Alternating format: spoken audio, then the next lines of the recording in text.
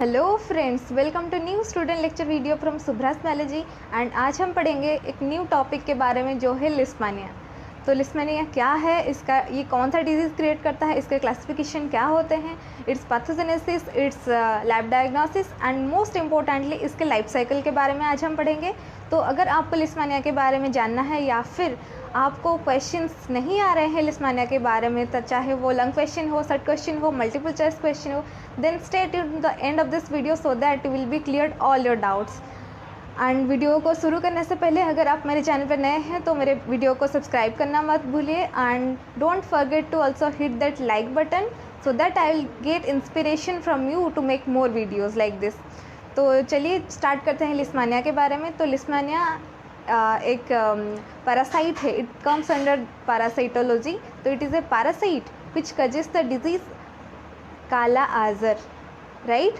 It is otherwise called as visceral leishmaniasis. It creates। हम इसके classification को देखें तो इसके तो बहुत सारे क्लासिफिकेशंस हैं, बट यहाँ इस वीडियो में मैं 4 प्रकार के क्लासिफिकेशन के बारे में डिस्कस करूँगी, जो है एक Leishmania donovani, Leishmania infantum, Leishmania major and Leishmania ट्रॉपिका।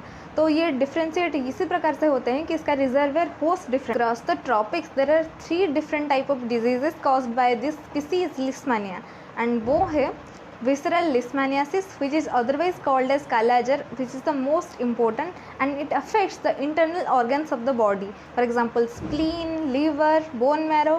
And the second is the cutaneous leishmaniasis and the third is the mucocutaneous leishmaniasis. अब हम देखेंगे इसके मॉर्फोलॉजी के बारे में। तो मॉर्फोलॉजी इसका ये जो लिस्मानिया है, specially we are focusing on Leishmania donovani. तो ये लिस्मानिया डोनोवानी का यहाँ पर 2 होस्ट हैं। First of all we have discussed that the definitive host and the reservoir host.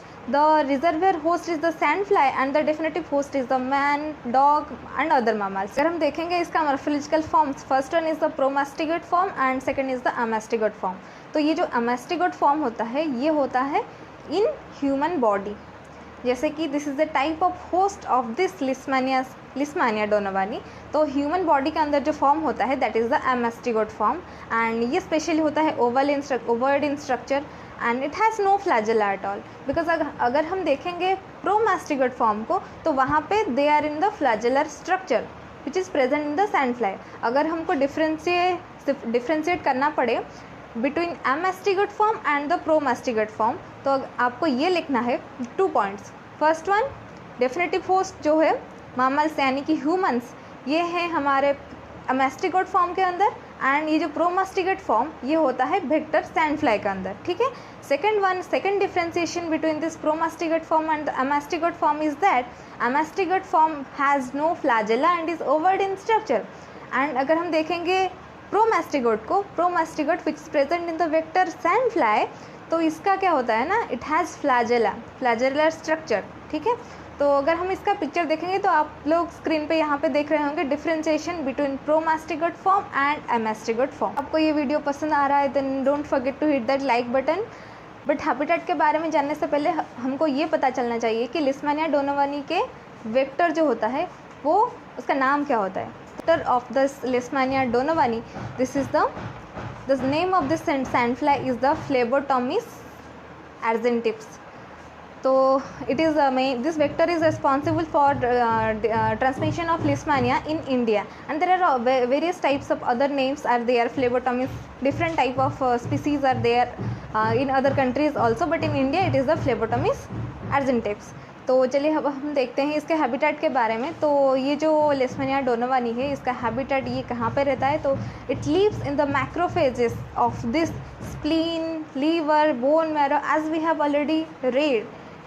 It is present in the internal organs of the human body, so it lives in the macrophages of this internal organs of the human body, ठीक है। Let's move to its mode of transmission, how it is transmitted from one person to another. So as we have already read, the vector for this Leishmania donovani is the sandfly.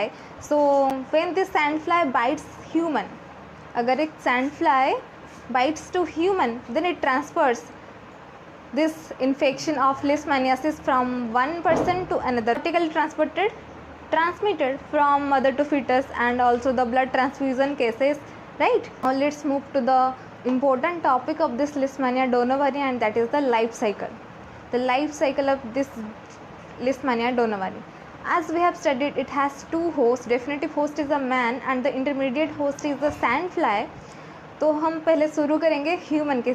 अगर एक human infected है, मतलब एक infected sandfly ने bite कर लिया है एक ह्यूमन को, तो ह्यूमन के internal organs of the human body is infected with this Leishmania donovani. तो जैसे कि हम लोग पढ़े हैं कि लिस्मानिया डोनोवानी के दो मॉर्फोलॉजिकल स्ट्रक्चर होते हैं, एक है प्रोमास्टिकेट फॉर्म एंड एक है एमास्टिकेट फॉर्म.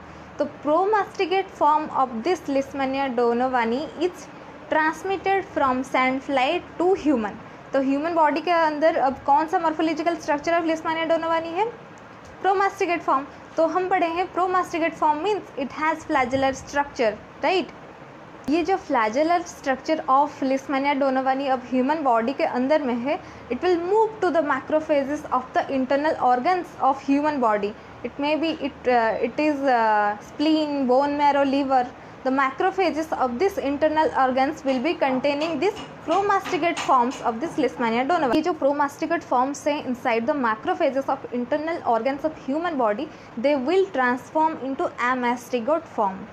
ये जो promasticate form है macrophages के अंदर में, they will transform into amastigate form and this macrophage will rupture or burst and this amastigate forms will be released into the human body. तब human body में amastigate form are there. Then when a sandfly, another sandfly, normal, which is not parasitized, this sandfly will bite to the infected human. It will take amastigate form of this Leishmania donovani from human.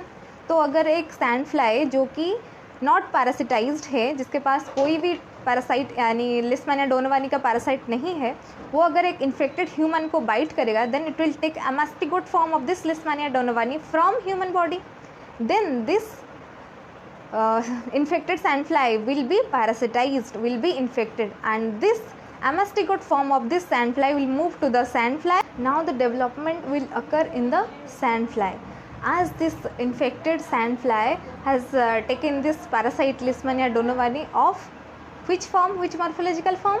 And that is the amastigate form. This amastigate form will move to the stomach of this sandfly and will become elongated and will acquire three flagellum, and this is the stage in the sandfly where it becomes elongated and takes and form and becomes a free flagellum, and flagella like structure arises here in this amastigate form, and then it will transform into obviously promastigate form, because promastigate form में ही हमारा flagella होता है. ठीक है, तो ये जो amastigate form था, it will become elongated in the body of the sandfly and acquire free flagellum and will become this promastigate form.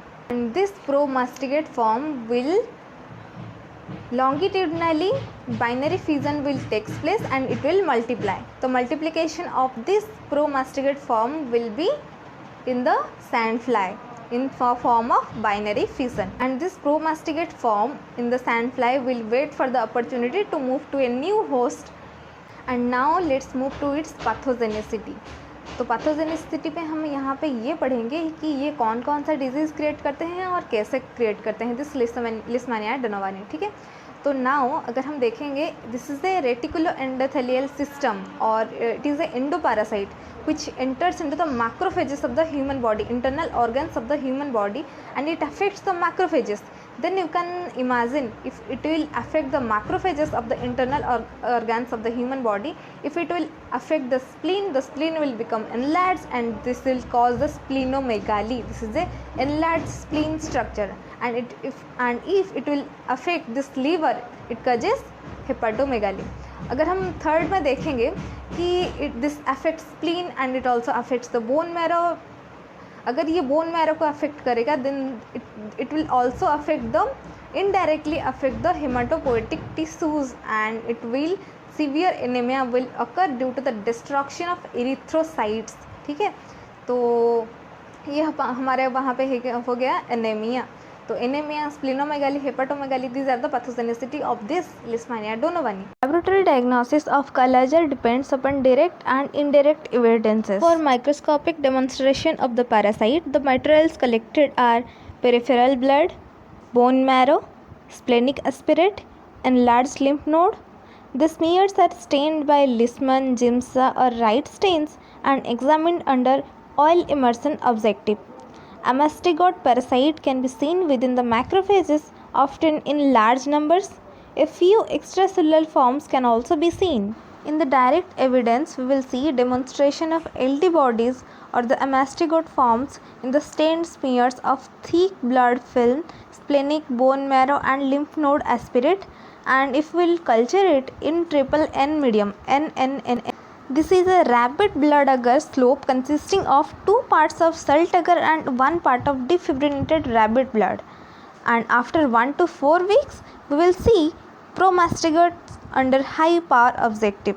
Next is the animal inoculation. Animal inoculation is not used for routine diagnosis and it is very sensitive method but takes several weeks to become positive. Several indirect evidences or proof are there to detect Leishmania. To detect Leishmanian antigen, we can go for ELISA, and to detect Leishmanian antibody, we can go for IFAT, means indirect immunofluorescent antibody test. And next is CIEP, counter immunoelectrophoresis, CFT, complement fixation test.